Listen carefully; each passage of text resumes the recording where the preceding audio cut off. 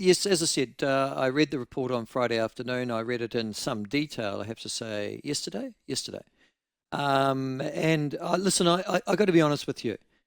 If we think the rhetoric for the appointment of Commander Ross was bad, by God, try the press conference itself, where you would have, if you'd listened to the two Rear Admiral, sorry, no, it was Commodore Ross, acknowledging that those on the board should be praised for their courage in the investigation. They're doing a board of inquiry into the fact your ship sunk.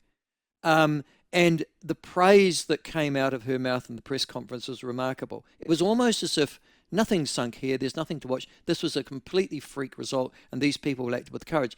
No. It wasn't getting off that were praising them for their courage. It was apparently, quote unquote, we couldn't have completed the report without your evidence, and the lessons and the recommendations could not have been developed without your input to ensure an incident like this is not repeated. And we acknowledge your courage, commitment, comradeship, and integrity. Well, whoop-de-bloody-do. It's your job to tell the truth when people ask you questions. Apparently, in the Navy, this is just praise stuff. All right, joining us to talk about this, and also really interesting news that's come out this morning, I have to say. I don't know if Wayne will have caught up with it. To do with the New Zealand Defence Force listing its educational standards in general for recruitment purposes, is the former Minister of Defence under the National Government, Wayne Mapp, and he joins us now. Wayne, thank you so much for joining us this morning. Good morning to you. Good morning. Okay, first Manawanui, mate. Did you read the report? I have read the report, and yeah, it's pretty alarming, actually. They use the term hollowing, don't they? Hollowing. It's kind of like the overall excuse. And actually, in some respects, it's a valid excuse. We've been hearing a lot over some years about the problems that the Defence Force generally have got in maintaining skills and so forth. And that seems to be sitting, there were a whole bunch of errors by the people on the boat. But sitting behind that is a lack of training, a lack of just getting up to speed, ensuring that procedures are followed because of shortage of personnel and so forth. So there's a systemic problem. It kind of reminded me, when I read the report, of the Erebus thing. Yeah, there was issues, with the pilots and the crew and so forth, but sitting behind that, there was a deep systemic problem. Yeah, and you can sort of forgive that in 1979, but 46 years or 45 years later, with the Royal New Zealand Defence Force, you wouldn't think that that kind of systemic issue would even exist. Was it this like No, I'm not this when actually you were the Minister surprised of Defence? myself. No, I'm not surprised. I had an experience when I was a soldier, reservist, and I was given, this was a live firing exercise, and I was giving the machine gun, and I had to fire the machine gun ahead of the troops as they sort of swept from left to right. And I did say to the sergeant who gave me the machine gun, I said, "You do realise I've never actually fired this before. Don't worry about it, it'll be fine." So, we start our live firing exercises. I fire away. No, nothing too untoward. But the guys come back and they say, "Christ, those rounds are landing within a couple of feet of us, even less." I said, Yeah. "Well, what did you expect? First time I'd ever fired it." And it just, I reflected on that, that evening and obviously since, and thought, how was it that I could do something, was permitted to do something like that, and think that was okay? Well, I think in any organisation that's got a lot of protocols, a lot of systems, and so forth, as soon as you get shortages or shortcuts and so forth, problems can happen. Now, I was lucky; no one got killed or injured. But in this instance, a ship got sunk because shortcuts, breaches of rules, lack of training, and all of those things. It's a dilemma that all sophisticated organisations have, and it didn't stop in 1979 with Erebus. That sort of dilemma continues today. You talk about sophisticated organisation, Wayne. I'll tell you what. An organisation that, according to this, finds deficiencies in the training and qualifications of the key ship's personnel. So, okay, so they're not up to the job that they're actually given to do, including the commander. Risks related to the survey task not being sufficiently identified. They even questioned whether the Manawanui was up to being a hydrographic vehicle, and instructions or procedures completely lacking. I mean, that's sort of, that's almost like you close down the Navy and start again stuff, isn't it? Because if that's the case for the Manawanui, how many other vessels in the New Zealand Navy is it the case for? Well, the Manawanui is quite a different ship to the others, completely different propulsion system and so forth. And so it is different, hugely different, not just a little bit different. And they put it probably in a riskier situation than the other ships. So, but I do actually agree with you. The Navy is now, and the Minister therefore, is going to have to sort of take a deep think about this and say, actually, maybe we need to sort of do a bit of zero basing here. You know, do less but do it better. And the other thing I would say that comes out of this, and it's probably true across the entire Defence Force, we actually don't have enough people.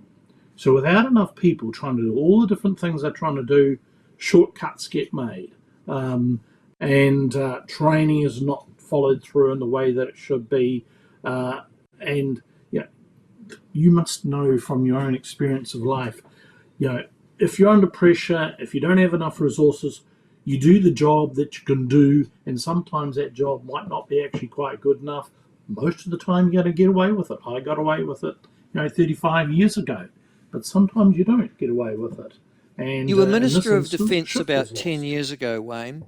As Minister of Defence, were you aware of all of these things that are mentioned in the report? Hollowness, the lack of leadership, the kind of instructions and procedures that were missing, the training and experience in particular, and the recruitment and retention of qualified staff. Were you aware of all that 10 years ago?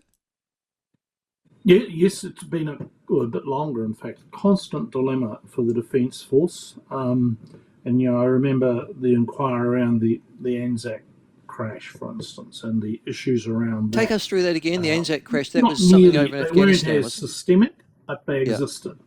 Yeah. The Afghanistan. So what was the what was so that I crash? think basically that was a helicopter crash just on Anzac Day, and 3 crew were killed. Oh, that's right. Yeah, I remember that. And it was a terrible thing because it was, it was a terrible thing. And fundamentally, in New Zealand, we don't actually have enough people in the Defence Force. The Defence Force is no bigger today. In fact, it's smaller today than it was 30 years ago. And we're still trying to do virtually just as much, and we're paying the price for that. So I think probably when we're going into this, and the Minister will be very, very much aware of this, going into this next period of expansion, probably the first thing that needs to be done is recruit more people. Almost certainly that means paying them more, and I see, as you noted earlier, they are going to drop some of the standards. For a lot of the people who watch this program, they should be thinking of School C rather than NCA. So for a long while, you didn't have to have School C to join the Defence Force, particularly for a whole lot of roles. Then that became mandatory, NCA 1, and now they've decided there's a whole bunch of roles that actually don't need that level of qualification. 3 years secondary schooling is going to be good enough, and then we'll train you up. Well, the key part to that is training you up.